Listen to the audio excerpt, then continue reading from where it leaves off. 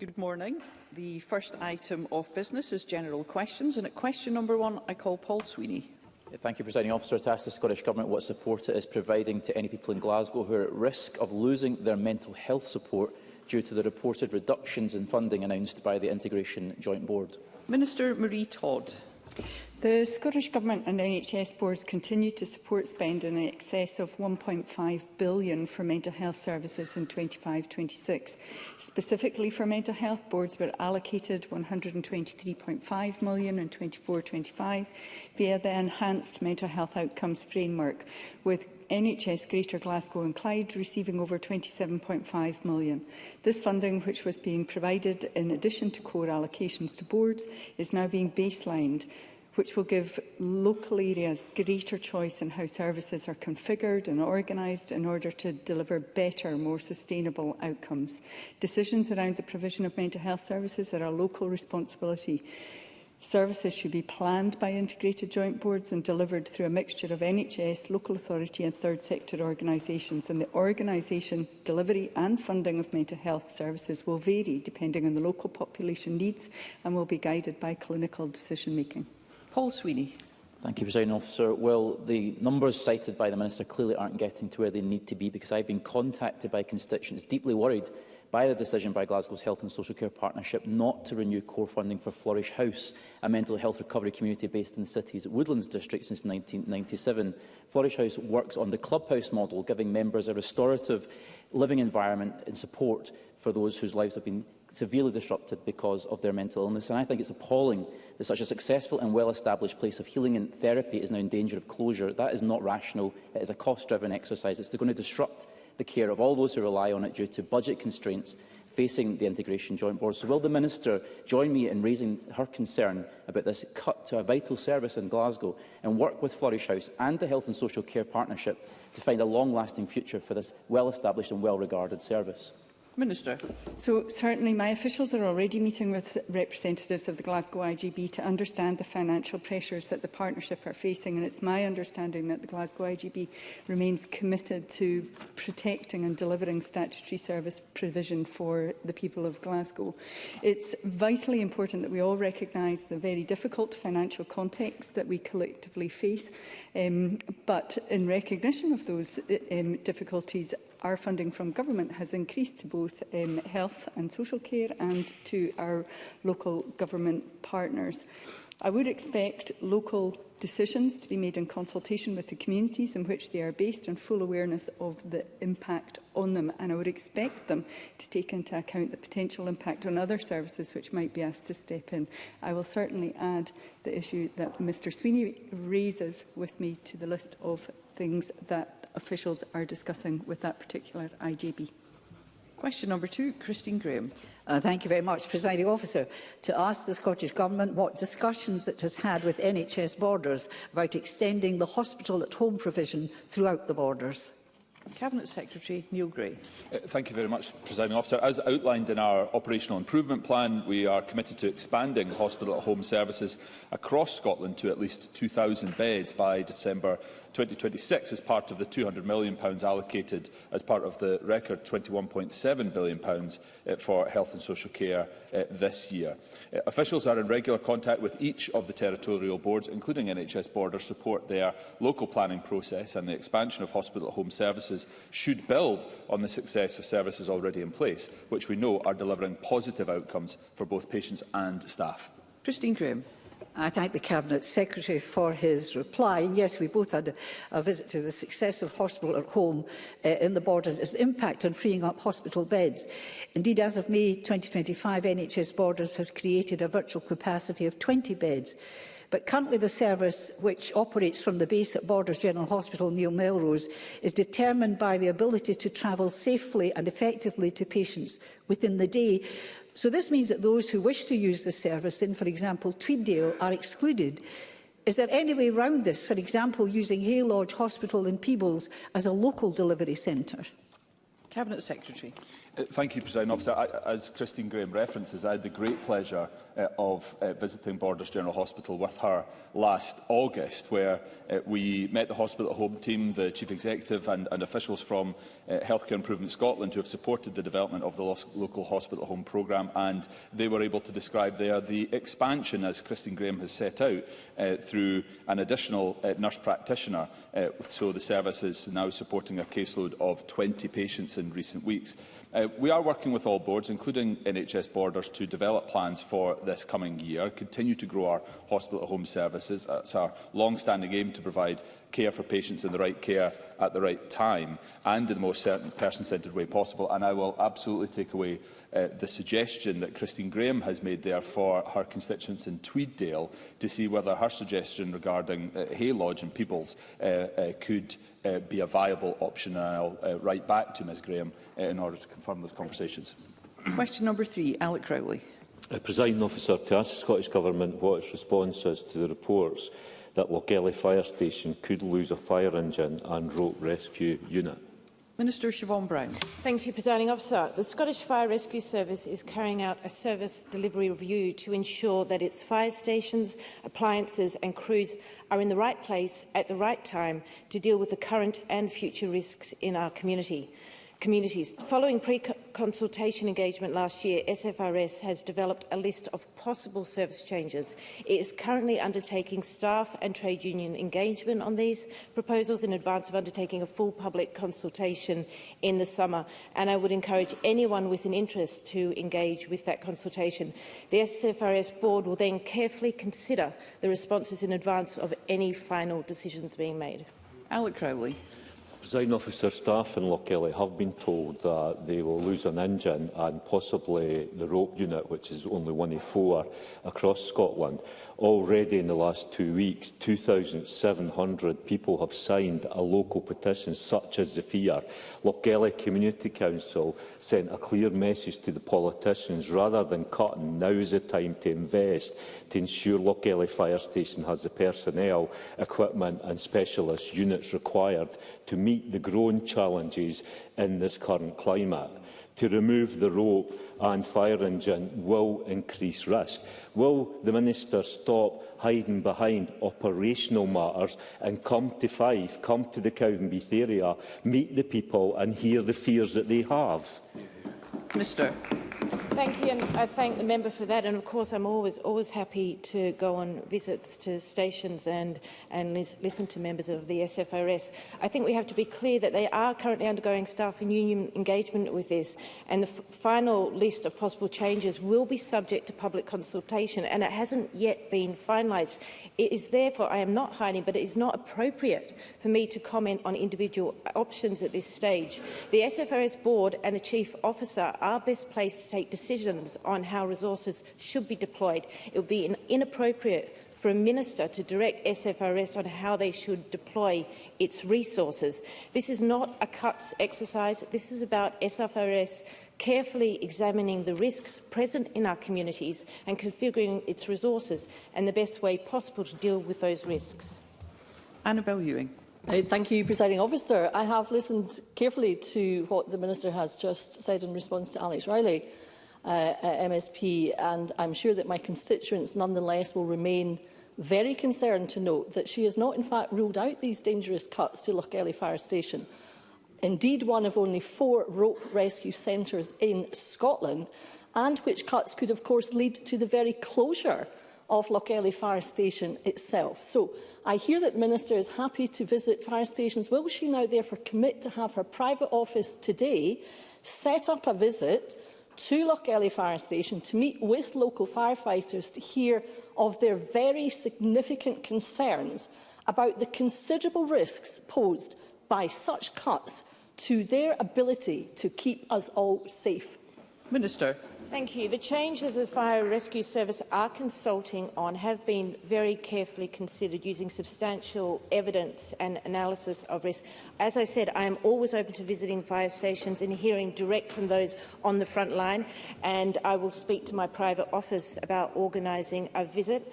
As I set out in my original answer, there will be a full public consultation where everyone will have the opportunity to make their views known. Question number 4, Stephanie Callaghan.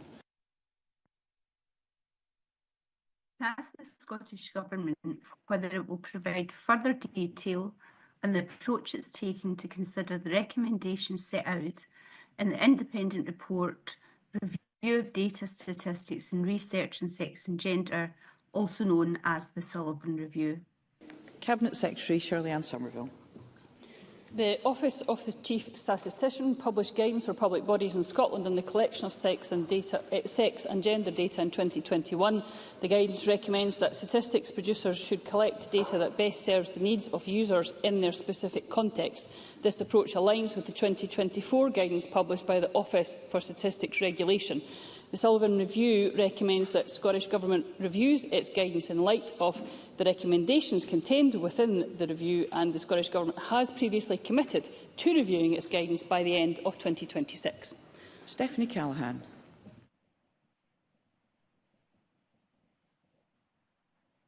For that answer, and I want to ask specifically about recommendations 2 and 23. Does the Cabinet Secretary agree that with recommendation 2 that data and sex should be collected by default in all research and data collection commissioned by government? And she has already commented on recommendation 23, which includes the OSR suggestion that the Scottish Government 2021 guidance for public bodies on the data collection and publication of sex, gender identity and trans data should be reviewed. And how might the Scottish Government support public bodies to confidently collect accurate and legally compliant data on both sex and gender identity? Cabinet Secretary. I've mentioned, Presiding Officer, in my previous answer about the work that is continuing in the Office of the Chief Statistician. I can also add that the Scottish Government is committing to reviewing its guidance, and the Office of the Chief Statistician is engaged with wider UK work on this topic. The Government Statistical Service Harmonisation Team is currently developing harmonised standards for collecting data on sex and gender identity, and the Office of the Chief Statistician is contributing to this work and will consider its outputs as part of its review of the Chief Statistician's guidance. Tess White. Thank you, Presiding Officer. Cabinet Secretary, biological sex, as we've heard, has been erased in data collection across our public institutions. But this isn't just about integrity of statistics, it's about safety.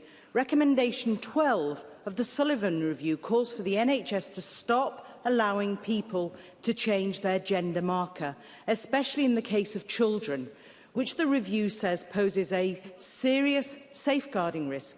Shockingly, this SNP government has already confirmed in writing there are no plans to stop this practice. Will the Cabinet Secretary accept it must now hit the brakes and commit to working with the Minister for Public Health to urgently implement this recommendation? Cabinet Secretary. I recognise the work that was undertaken by the independent report, the Sullivan Review, Presiding Officer. I've already pointed to the work of the Office of the Chief Statistician and the wider UK work that is being undertaken. And I think, particularly on sensitive subjects such as this, I do welcome the fact that across the UK, statisticians are looking at this exceptionally seriously. They are looking and continuing with that work as we speak, and it's important that we allow those statisticians to carry on with that sensitive work. Thank you. We're only halfway through and time is moving on. Be grateful for concise questions and responses. Question number 5, Claire Adamson. Thank you, Presiding Officer. To ask the Scottish Government what support is available to parents, carers and pupils during the stress of exam time. Cabinet Secretary Jenny Gilruth. Presiding Officer, I recognise that the exam diet can be a stressful time for pupils, and I want to take this opportunity to wish our young people across Scotland the very best of luck as they sit their exams, and particularly to those in Ms Adamson's constituency of Motherwell and Wishaw. Importantly, opportunities should be available throughout the school year for every young person to discuss any stress that they may be feeling as they prepare for examinations, and support around how this can be best managed. Pupils with concerns regarding their exams should contact their school in the first instance. The SQA has also published the Your Exams booklet, which contains helpful information on how to prepare for exams and what to expect. Claire Adamson. I thank the Cabinet Secretary for her answer, and I too wish every pupil well and hope they achieve their ambitions. But does the Cabinet Secretary agree that there is no single path to success, and that it is important to recognise the many routes into careers and fulfilling your ambitions, such as modern apprenticeships, vocational courses and tremendous colleges like New College Lanarkshire in my constituency, who offer articulated routes into career choices? Cabinet Secretary. I thank the member for her question. I very much agree that there is no single path to success, as the member has alluded to, and it is really important that we do recognise and support the many and various different routes there are into fulfilling careers, whether that's through modern apprenticeships, vocational training or further and higher education. The Scottish Government, of course, continues to invest in those pathways, including supporting colleges like New College Lanarkshire in the member's constituency, and high-quality apprenticeship opportunities. In this financial year alone, we are investing £185 million to support foundation, modern and graduate apprenticeships. Now, our commitment to providing that breadth of choice in the senior phase is also reflected in the ongoing growth of school leavers achieving one or more vocational and technical qualification at SEQF level 5 or better, with 35% of 23-24 school leavers gaining a vocational or technical qualification at SEQF level 5 or above. So these new pathways provide a vital role in equipping learners with skills needed for today's workforce and help to ensure that every learner, regardless of their background, has a chance to succeed. Question number 6, Richard Leonard. Thank you, Presiding Officer. To ask the Scottish Government what steps it is taking to ensure that everyone living and working in Scotland lives in accommodation that meets an adequate standard. Minister Paul McLennan.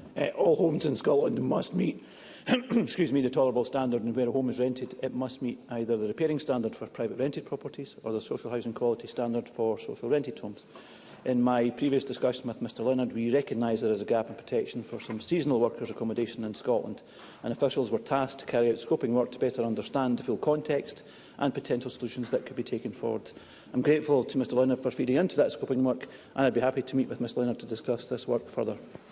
Richard Leonard. Can I thank the Minister for that reply?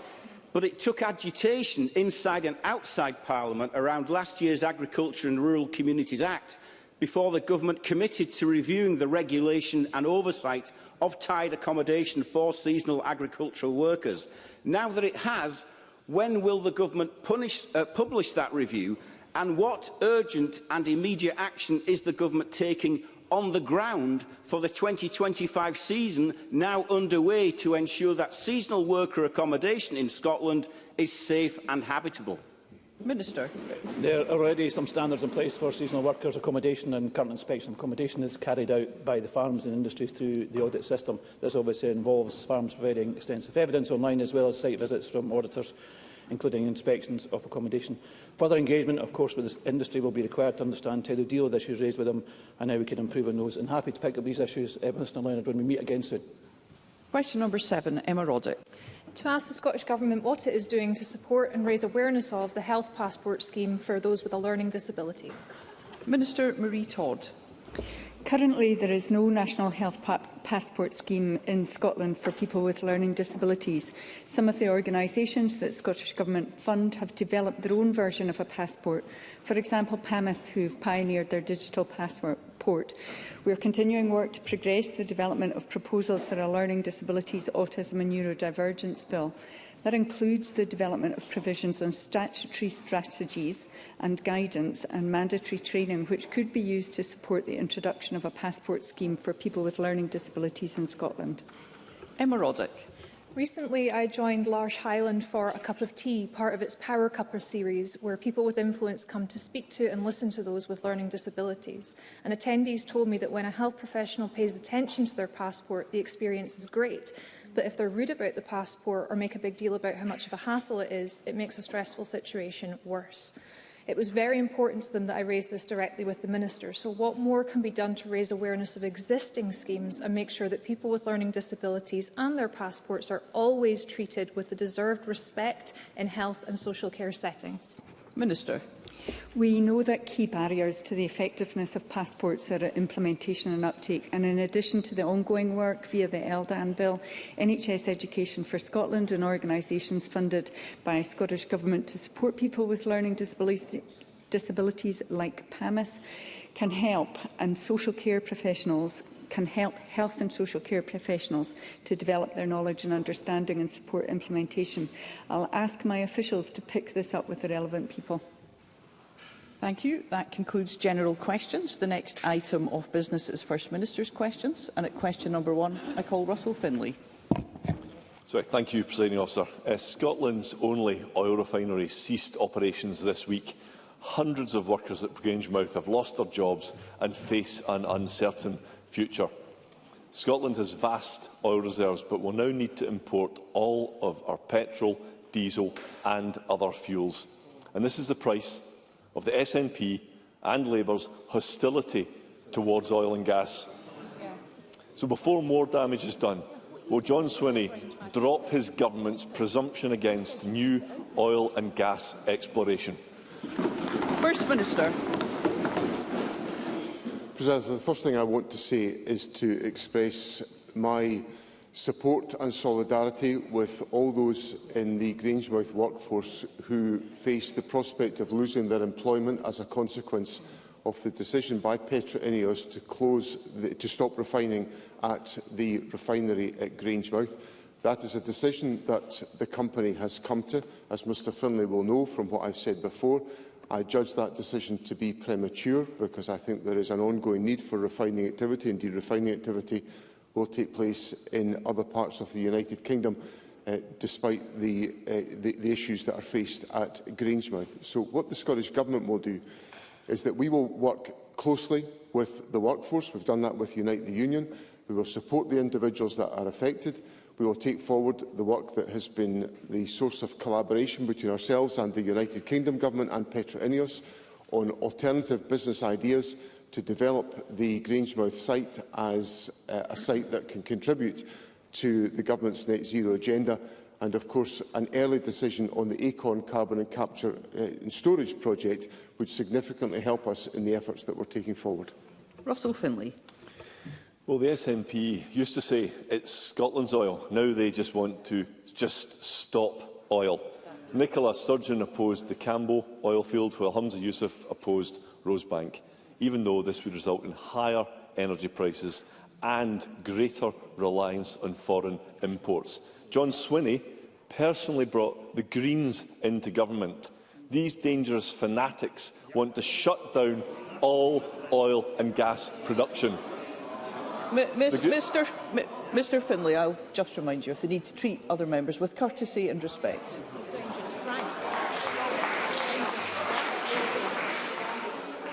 Okay, I'll try again. These dangerous cranks want to shut down all oil and gas production.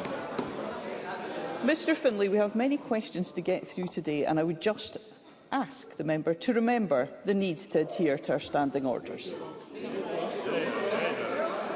These dangerous ideologues want to shut down all oil and gas production.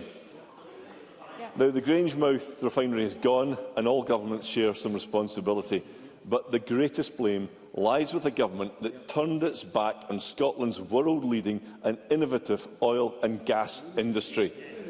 If John Swinney doesn't support business, how can he act all surprised when businesses fail? First Minister. One of the things I'd say to Mr Findlay in response is that we have to recognise the climate emergency that we face and the necessity of adapting to that reality. Now, I know that the Conservatives are involved in a pivot on net zero, and they in fact want to deny the climate challenges that we face. But the underpinning point that I would make to Mr Findlay is at the heart of the approach the Scottish Government has taken on the consideration of any further developments in the North Sea oil and gas sector is that any decision must be the subject of a climate compatibility assessment. Now, that is what the courts have now said is required to take place. And the judgments that have been undertaken by the courts, which have led to the United Kingdom Government having to revisit some of their process for determining these applications, is because of the importance of that point of the climate compatibility assessment. So we cannot deny the realities of what we are facing as a society. What this government will do is support industry to transition to that reality, and the best thing that we can do, the best thing we can all do in this Parliament, is argue for the approval of the Acorn carbon capture and storage project, which the Conservatives refused to authorise when they were in office. The quicker we get Acorn approved, the better for Scotland's climate strategy. Russell Findlay. We are being honest with the public about the cost of net zero. They are not. That's the difference. And instead of learning lessons from the SNP's harmful approach towards oil and gas, the Labour government is copying it. Even senior Labour figures and the trade unions can see it. Tony Blair says the Labour's approach is, and I quote, doomed to fail. The GMB says that just switching off investments in the North Sea is absolute madness. John Swinney expressed his solidarity with the Grangemouth workers. Well, Unite Union says, and I quote, John Swinney and Anas Sarwar will face the wrath of voters for their broken promises to the workers and the people of Grangemouth. Labour's copycat approach will cost more Scottish jobs, it will increase bills and it will do more to harm the environment by importing energy from overseas.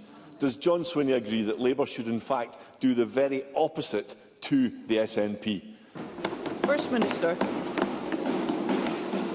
Mr Findlay's talked about honesty.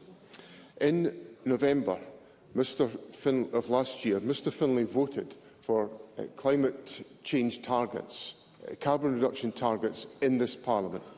When his United Kingdom government leader questioned the merits, not questioned, actually suggested that these targets be dumped, Mr Findlay called that refreshingly honest. I call it barefaced dishonesty in front of the people of this country. To vote for climate change targets Let's hear the First Minister. To vote for climate change targets 1 minute and press this government to act on those climate change targets and then desert the field when the going gets tough on the instructions of the Conservative leader. Now, what we've done is that we've put in place financial support and assistance to make that available through the Scottish Government's budget, which Mr Findlay didn't support, to assist in the delivery of projects under the Project Willow umbrella, which will secure the future of the Grangemouth site. But I return to my fundamental point.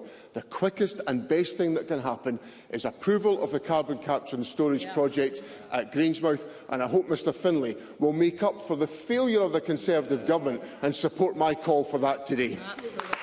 Thank you. I would just remind all members of the need to treat one another with courtesy and respect and be very careful about the language we use to describe other members. Russell Findlay. I tell you what, it's quite something being lectured from a career politician about barefaced dishonesty when he's built a career on it. Mr Findlay, please have a seat. We have so many important questions that members wish to put in this session. Now, I'm not going to ask again. Can we please treat one another with courtesy and respect, and let's focus on the business of the day? Russell Findlay. I assume that the phrase barefaced dishonesty was reasonable and allowable, given the First Minister just used it himself. But I will. Mr Findlay, I have addressed that comment. I have reminded the First Minister and all members of the need to treat one another with courtesy and respect, and let's carry on our session in that manner. People in the real world know that using Scotland's oil and gas is plain common sense. And they also know that we need a mix of energy sources for a stable supply and to cut costs for families and businesses. A new generation of nuclear power stations could be part of that. A new poll shows that most SNP voters even agree. Nuclear energy is green and clean. It produces a reliable and steady supply, and it would bring down people's bills. Yet John Swinney is intent on inflicting self-harm in Scotland by blocking all new developments. This is nonsensical, impractical and irresponsible. But he's blinded by ideology. Nuclear makes sense for our economy, it makes sense for our environment. So why doesn't it work for John Swinney? for lots of reasons, not least of which the cost of nuclear power will not bring down the energy prices of householders in this country. Let me give Mr Findlay. Mr Findlay wants me to press ahead and develop new nuclear power stations. The Hinkley Point C project, a nuclear power station, was due to be completed in 2025, this year, at a cost of £34 billion. It is now expected, on current estimates, to cost £46 billion and be delayed until 2031. It's supposed to cost £34 billion, is going to cost £46 billion. How's that going to bring down fuel bills in this country? So what I would say to Mr Findlay is we have a very developed strategy to Let's hear the First Minister. A very developed and successful strategy of attracting investment to develop renewable energy capacity in Scotland. We have significantly achieved decarbonisation of our electricity networks by the development of renewable technology. The Deputy First Minister and I led an investment conference in Edinburgh a few weeks ago, along with the Net Zero Secretary, which brought hundreds of investors into Scotland to invest in renewable energy. That is the future for this country. Clean, green energy that will lower fuel bills, and they'll get that from an SNP government. Question number 2, Anna Sarwar. Thank you, Presiding Officer. This week, statistics revealed through Freedom of Information have shown that young Scots are being shockingly failed by this SNP government. All over Scotland, there are children and young people at crisis point in desperate need of mental health support, waiting not just months, but years for treatment. One young person in NHS Lothian was forced to wait 6 years. 6 years for mental health treatment. That is scandalous. Why on John Swinney's watch are people's sons or daughters, nieces or nephews waiting 6 years to get the treatment they need? First Minister. Sir, obviously I'm very happy to address the particular case that Mr Sarwar raises with me today, and to say in general that, and he knows this from my previous answers, that we are working to reduce waiting times for access to treatment for individuals across the health service in Scotland, and we are making progress in a number of areas in relation to that objective.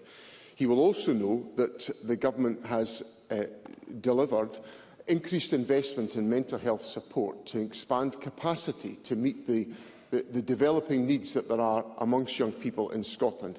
And I want to make sure that our investments are well targeted to address the issues that Mr Sarwar has put in place. That's why we increased the funding for mental health support, and that's why we're putting in place the assistance that we're putting in place around the country.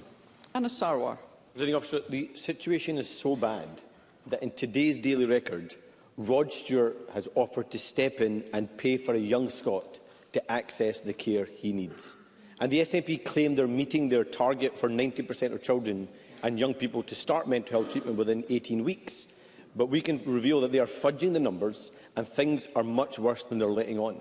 Some health boards are now counting an initial assessment as treatment when in fact young people may still be waiting for months or years for their actual treatment to start. And now they're removing autism and ADHD diagnosis from CAMHS waiting lists. The SNP are fiddling the figures. Why does John Swinney think it's acceptable to mislead the public when it comes to our young people and their mental health treatment?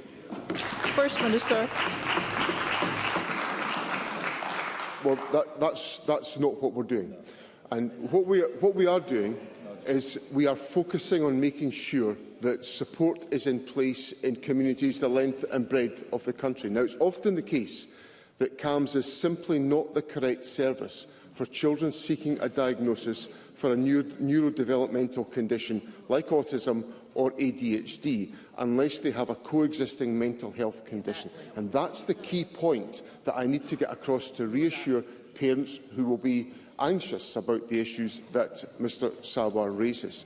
Now, as he knows, we have made progress in the CAMHS waiting list in the last year. The overall CAMHS waiting list decreased by 20.9% in the previous year, and that has continued in the latest quarter. So the Government will be focused on making sure that the support that is necessary for individual young people is available to them, and the right pathway is put in place to meet the needs of every young person in Scotland today. That's the commitment I give to Parliament today. That's what is the foundation of the Government's approach in this respect. Anna Sarwar. Let's talk about one of the parents. Michael Gregory is a father from Dumfries. His son Ian was one when a health worker told him that Ian could be autistic and recommended an NHS diagnosis. 3 years on, Ian is still non-verbal and is still waiting on a diagnosis. Michael was a member of the SNP and campaigned for them to be in government. He told me that they should now hang their heads in shame as they've let Scotland down. And when speaking of his son, he said, "Everyone's saying Ian needs this diagnosis. He's autistic. Everyone's sure of it, but at the same time he needs an official diagnosis to get the resources he needs." Rod Stewart heard this heartbreaking story and has stepped in to pay for Ian's diagnosis. Others won't be as lucky. Why on John Swinney's watch do young Scots have to rely on the charity of a rock star to get the treatment they need? First Minister. It's not the case that a diagnosis is necessary for young people to get support. It's absolutely critical that I make that. It is absolutely critical that I make that point to Parliament today, because there are other pathways that are available other than diagnosis for ADHD or a neurodiversity condition, which enables young people to attract the support that will assist them in meeting the challenges that they face. So it is vital that I convey that message at First Minister's questions today, so that parents can be reassured that there is support available to meet the needs of individual young people. The Government is taking a range of interventions where we're expanding mental health support, we're supporting the development of community interventions, and we are working to make sure that young people get the support at the earliest possible opportunity. And there are a variety of pathways that enable that to be the case, and that will continue to be the focus of ministers to deliver the services that young people need in our country. Question number 3, Lorna Slater. As with their climate targets, the Scottish Government is not on track to meet its targets to cut car use. Instead of putting forward a practical solution for success, it sounds like their preferred solution is just to drop the target altogether. We urgently need to cut car use to tackle the climate emergency. We need cheaper trains, buses and ferries to drive up passenger numbers. We need better connections for rural communities. And we need public ownership of bus services so that they are run for the people who use them, not for private profit. Will the First Minister confirm that the Scottish Government is scrapping the car use reduction target? First Minister. As is well understood, there are significant challenges in us meeting the car use target, and that issue is being considered within Government at this time. What's important is that I set out the range of other measures that the Government is taking to invest in supporting the use of public transport, which is our way out of the challenges that we face on this issue. One of those investments is the support to the concessionary travel scheme, which is now much more extensively available since we expanded that, with the support of our colleagues in the Green Party, to under-22s. We have also invested significantly in active travel, with support sustained in the Government's budget, which attracted support in Parliament earlier on this year, to make sure that we address the necessity of changing the priorities of individuals. The Government has examined and explored a range of different options to support the development of this policy. We will continue to do that as we work as part of our climate agenda to reduce car use and to increase the reliance of members of the public on public transport. Lorna Slater. Scotland simply cannot afford any more broken promises on climate. If we don't act now, economists have found that Scotland could be up to £140 billion poorer by 2035. People have been paying the price for a lack of progress to insulate our homes and move away from expensive gas heating through their soaring energy bills.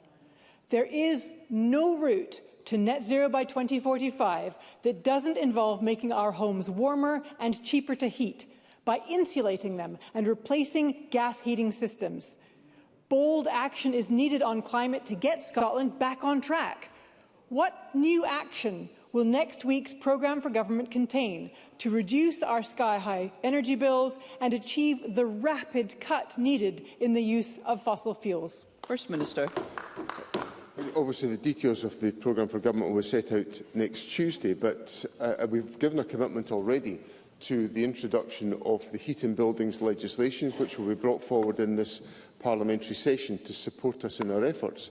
We've also invested, or committed to investing in this current budget year, £300 million in the heat and building programmes, which will increase energy efficiency and provide financial support to do exactly what Lawrence Slater has put to me.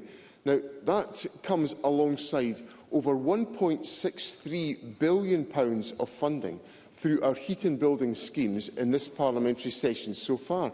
So I simply say to Lawrence Slater, I understand her passion and determination to make progress on the climate agenda. I share that. It's at the heart of the government's priorities. But we have to also recognise the formidable financial commitments that have been made to decarbonise heating systems in the homes of our constituents, to make sure that we make a contribution through that mechanism to reducing the effect on the climate, and that will be at the heart of the government's agenda as we move forward. Question number 4, Jackie Dunbar. Thank you, Presiding Officer. To ask the First Minister what assessment the Scottish Government has made of any implications for its work to grow Scotland's economy of the EY Item Club Spring Forecast, which downgraded expectations for UK output over the next 2 years. First Minister. Presiding Officer, the EY Item Club forecast reflects the negative impacts that global trade disruption and uncertainty will have on the economy, highlighting the need to commit ourselves to Europe and its single market. We will continue to do all we can to support businesses and households through these challenges. Our programme for government will be focused on delivery, including targeted initiatives to boost Scotland's economic prospects now and for the long term, in particular sustainable and renewable energy resources to draw in new investment and create rewarding and well-paid jobs. Jackie Dunbar. It's becoming increasingly clear to the Chancellor that we can't cut our way to growth. The Labour Government must urgently abandon its tax on jobs and the austerity fiscal rules that it is operating under. Does the First Minister agree that abandoning these measures is key to unlocking greater investment in our economy, and can he speak to the actions his government has taken to stimulate growth? First Minister. Presiding Officer, the United Kingdom Government has taken on fiscal targets which they inherited from the Conservatives, which I think are enormously damaging to a growth agenda. And they've compounded that error by adding to it the increase in employers' national insurance contributions, which is going to be a further depressant on growth within the economy. And I think the conflict and the contradiction between the agenda, the rhetoric about growth and the reality of decision-making is becoming ever more apparent. It's ever more apparent because of the global economic challenges that we face, and the programme for government will set out additional measures the Scottish Government will take to build resilience in the Scottish economy, to support our economy to be internationally focused and with an international outlook, and to make sure that we support and encourage innovation within the Scottish economy, which is the route to success for Scotland. Murdo Fraser. Thank you, Presiding Officer. One of the key issues holding back economic growth is the high cost of energy, which we've already discussed in the Chamber today. Last year, the Scottish Government were very enthusiastic about the idea of zonal pricing of electricity. Is that still their view? First Minister. There's got to be a careful assessment of the impact of zonal pricing on a variety of different factors. First of all, will it bring down energy prices for householders, which is the absolutely critical and urgent priority? Will it secure the necessary investment in the future of our energy systems? Will it enable us to contribute towards the economic growth and economic development agenda? I notice that Mr Fraser is asking me this particular question when he's associated with a party that has presided over sky-high energy prices in this country and has done absolutely nothing about the problem. Question number 5, Edward Mountain. Thank you, Presiding Officer. To ask the First Minister, in light of the reported high demand for neurodevelopmental assessment services, when the Scottish Government plans to publish the report on the work that it funded on the 5 tests of change across Scotland, which concluded in March 2024? First Minister. Presiding Officer, following development of the Neurodevelopmental specification, which aims to ensure that children and families receive timely support that meets their needs, the Scottish Government has provided £1 million of funding across Highland, Fife, East Lothian, Aberdeen City and Forth Valley for projects to test and support implementation. A report on the 5 tests of change will be published this summer. Edward Mountain. Well, not imminently then. In the Highlands, we have a situation where the Health Board has a neurodevelopment assessment waiting list of 1,958 young children. That's 4 times greater than it was 3 years ago. NHS Highlands say some children will have to wait in excess of 5 years to even get an assessment, and it will take some 15 years to fully clear the existing waiting list.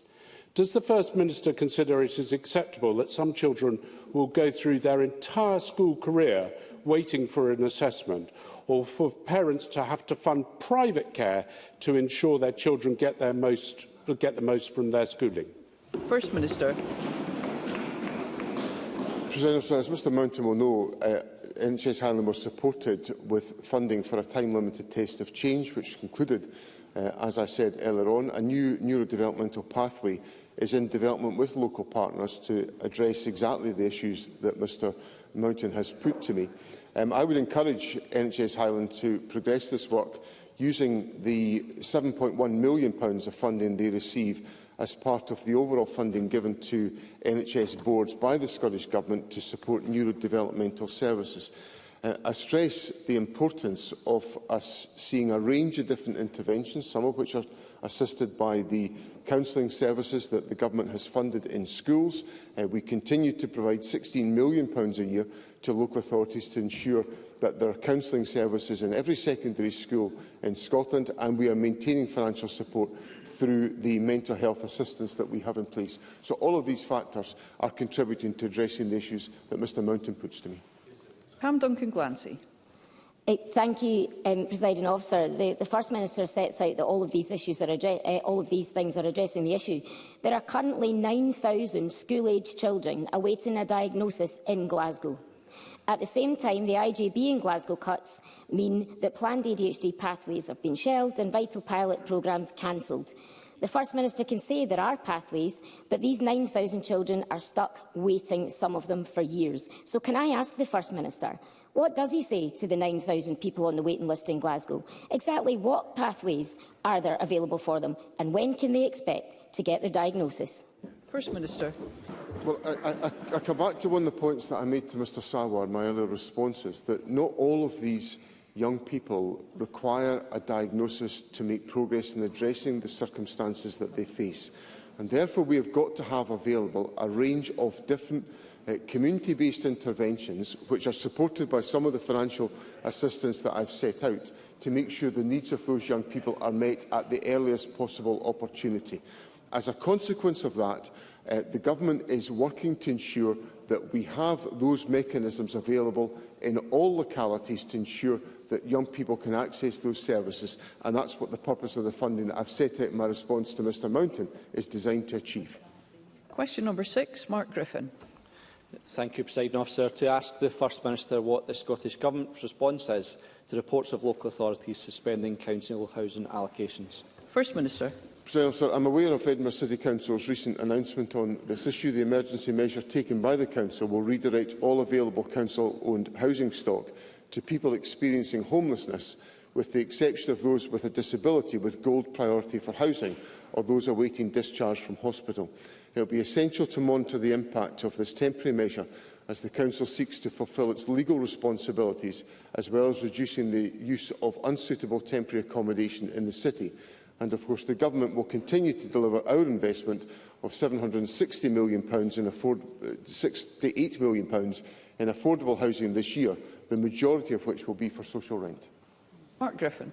I thank the First Minister for that answer. The reality of the housing emergency in Scotland is that local authorities like Edinburgh have been left in an impossible position, routinely breaching their legal obligations and now having to take emergency measures, all having huge impacts on families who are in desperate need of an appropriate home.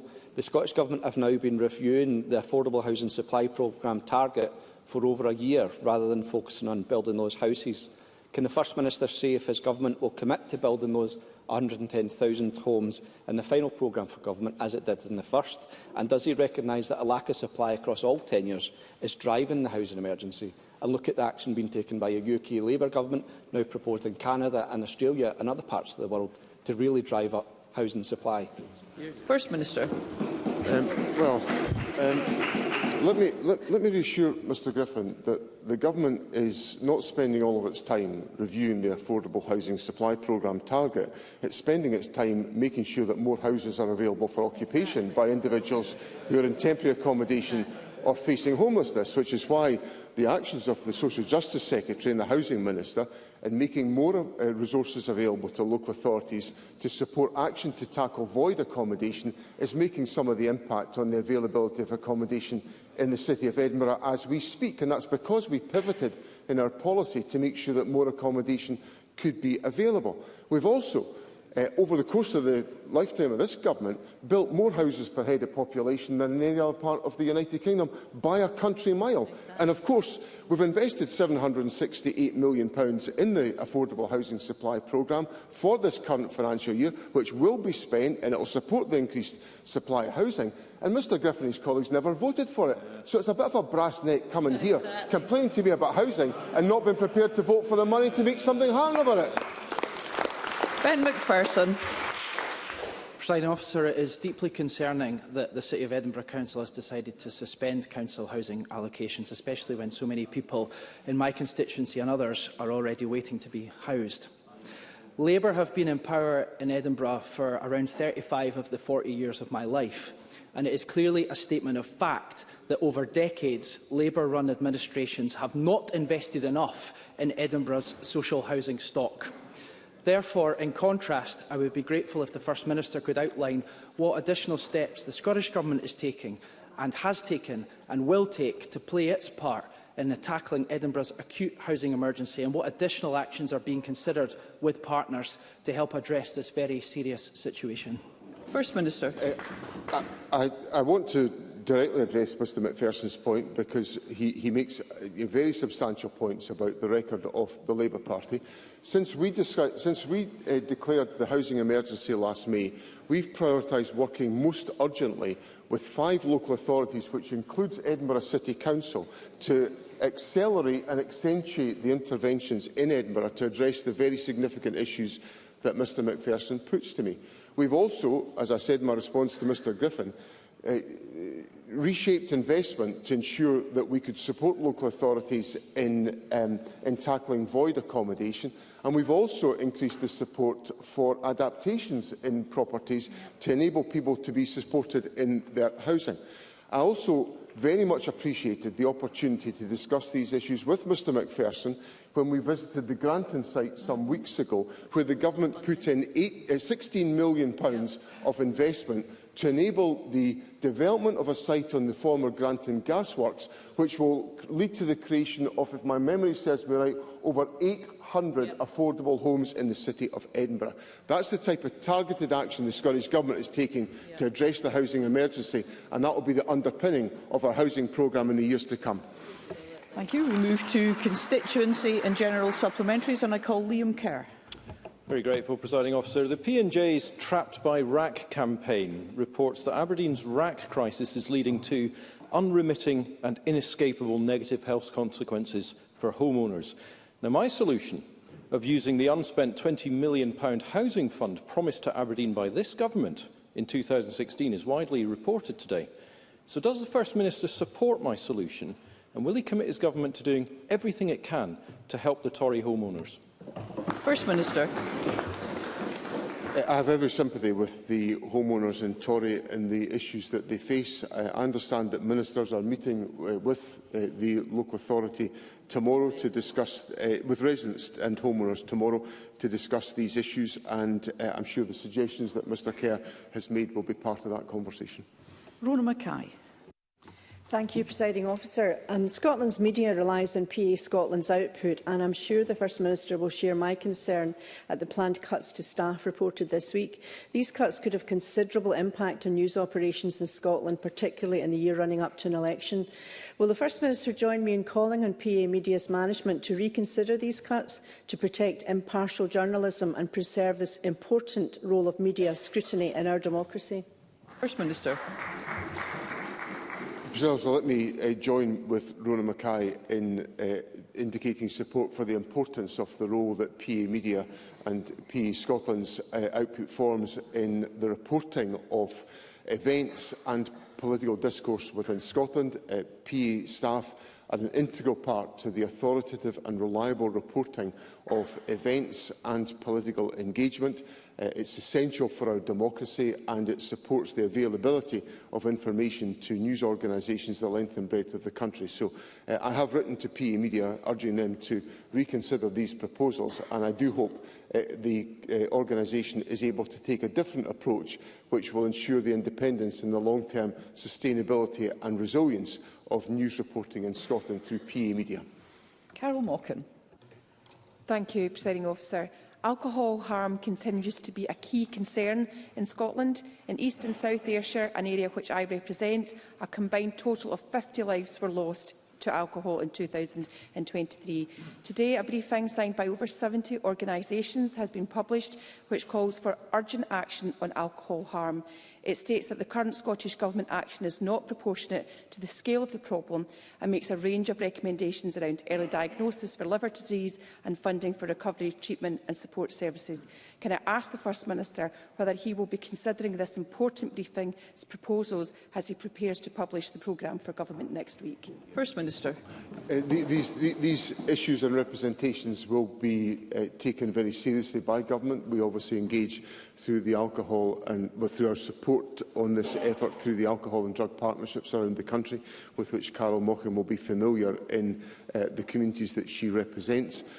We obviously have taken a number of measures to tackle alcohol harm already within our society, and we will continue to consider what further measures we can take. I recognise that the measures that we have taken so far have not addressed all of the circumstances that we face, and we must be open to some of these suggestions that are made. There is, I think, space here for us as a Parliament to find areas of common ground to try to make progress on this agenda, because it requires long-term intervention and action, which is a combination of public awareness and also healthcare and support services to meet the needs of individuals. Audrey Nicholl.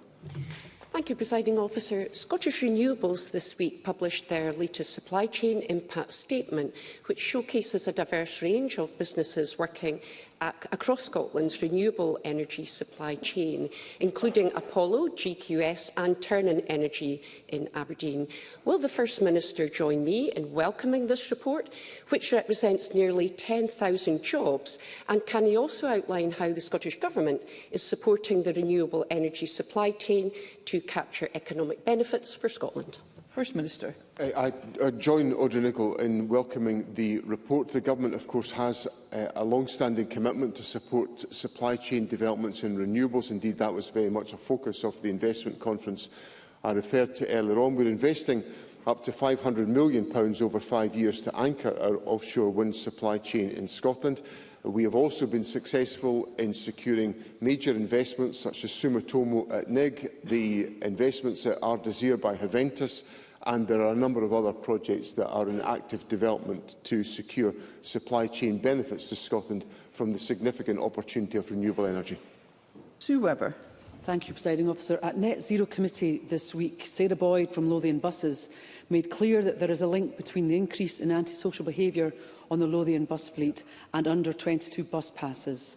Can the Minister provide an update on progress to find a mechanism to remove the under-22 concessionary path from those that cause persistent antisocial behaviour? First Minister. Work is underway to develop this, and if we were to take this step, there would be the likelihood of secondary legislation being required to enable a mechanism to be put in place to enable that to be the case. So these issues are being considered by the Government actively.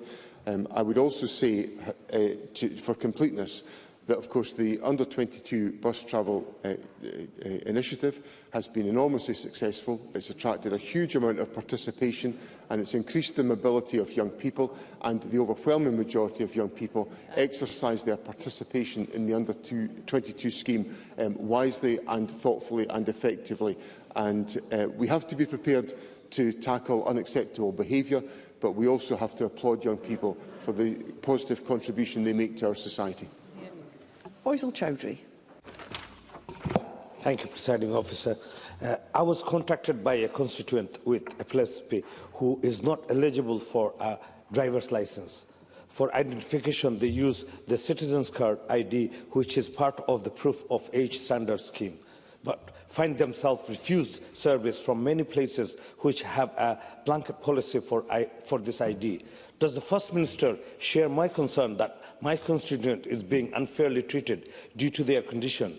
And would he direct ministers to improve acceptance of the Citizens Card for those who don't have the licence?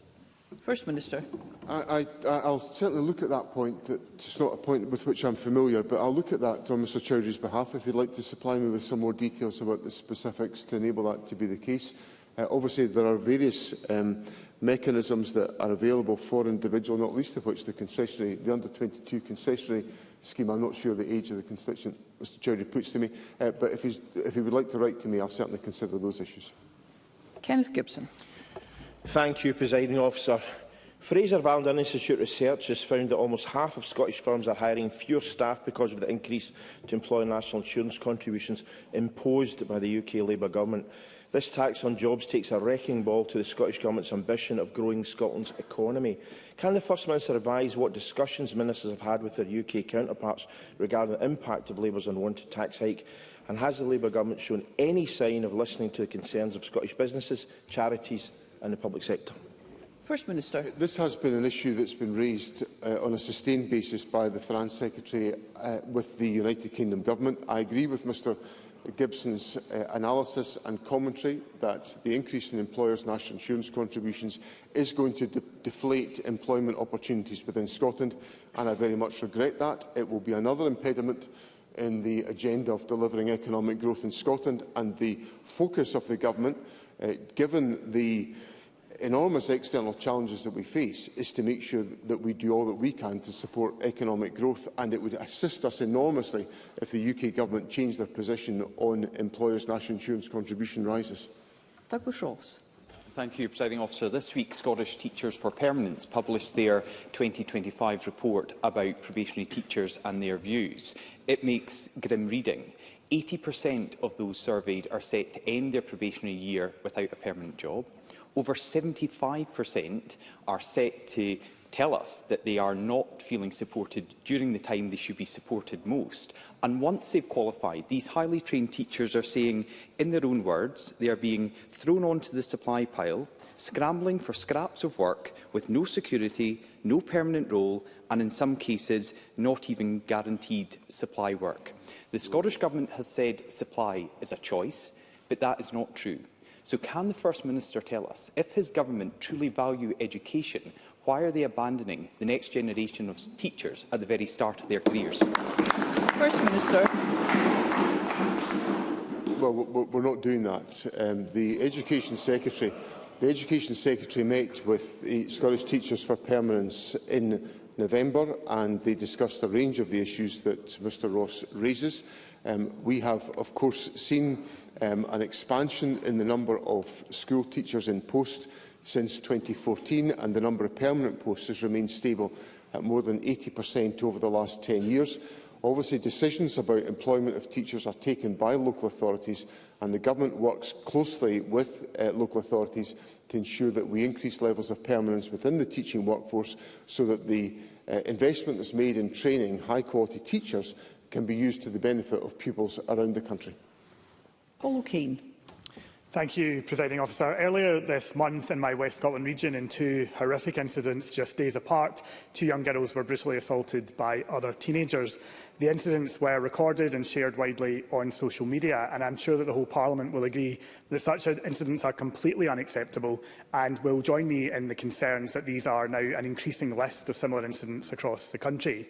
The answer so far from the Government to the wider issue seems to have been that the Education Secretary has led a number of summits on the issues. But surely an important part of the response from Government has to be more safe places and local facilities to support young people. So can I ask the First Minister, what decisive action will his Government finally take to tackle these issues, reverse years of cuts and closures to youth centres, youth clubs and programmes due to the chronic underfunding of local authorities by this Government, or is he simply going to instruct the Cabinet Secretary for Education to hold yet another talking shop? First Minister.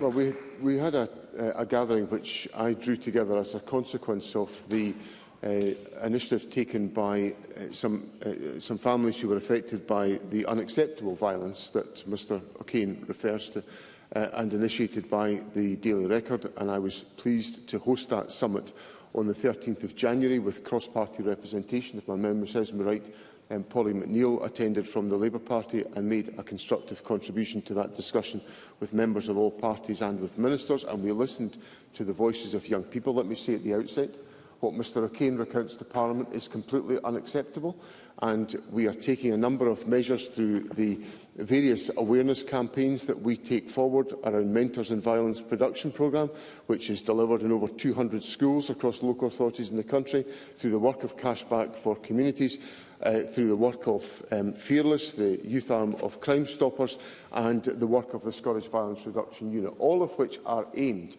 to create a culture in which the issues that Mr O'Kane sets out are not happening to young people. We do, of course, invest in facilities around the country through a variety of different interventions in the Government's budget, which of course delivered a real terms increase to local authorities in their funding, and which also supports third sector interventions to meet the needs of communities around the country, and we will continue to do that. Thank you. That concludes First Minister's questions. The next item of business is a member's business debate in the name of Emma Harper, and there will now be a short suspension to allow those leaving the public gallery and the chamber to do so.